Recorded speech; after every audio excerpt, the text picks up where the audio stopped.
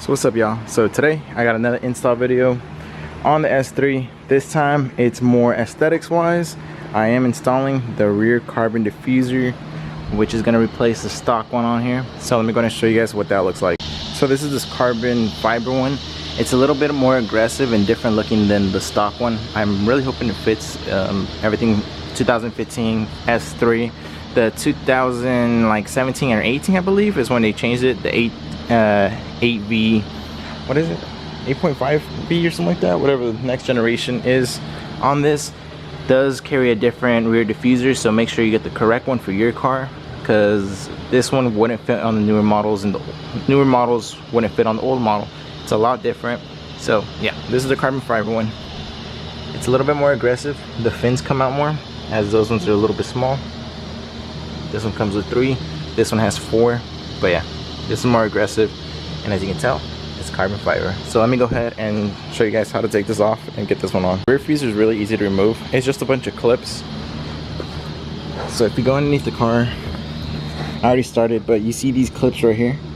They pretty much just are clips. You just have to unclip them. There's quite a bit of them, so just take your time, go slowly, but don't be scared to use force, because you kind of do have to force them out.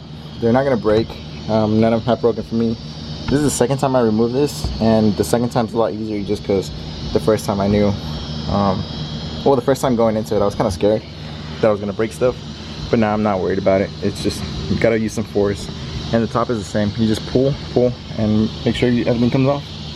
And now that I got the bottom removed, as you can tell, just keep pulling and pulling, and the top will start to come off. Just be gentle, don't be scared. Like, you do have to use some force. If not, this isn't coming out.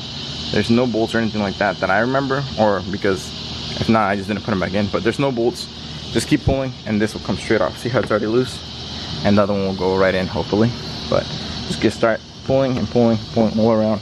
Just take your time if you're scared, but it'll come off. Alright, and now I got the rear diffuser removed. It's kind of what it looks like without it, anything on there.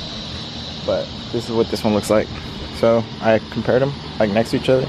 Clips and all, pretty much the same, so that's a good thing. It's a good sign. You just want to make sure clips and all that align the same way. So I'm going to go ahead and put the carbon fiber one. Pretty much just go ahead and align everything up. Before you push anything in, make sure everything's lined up, because this material is a lot more, this will crack because it's carbon fiber lined. Well, actually, I think this is just carbon fiber and there's like no fiberglass. It might be fiberglass or reinforced, but just be careful. You don't want to break any of these. So make sure you put them in before you secure anything or make the final hit in there. Make sure everything's lined up. So the carbon fiber piece is on. It's a little bit dark right now, so you really can't see the carbon that much, but I'll try to get another video or another clip in the daylight.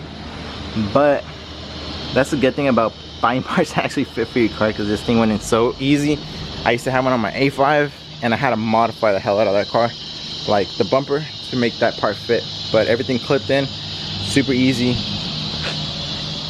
and I think it looks way better because it looks a little bit more aggressive.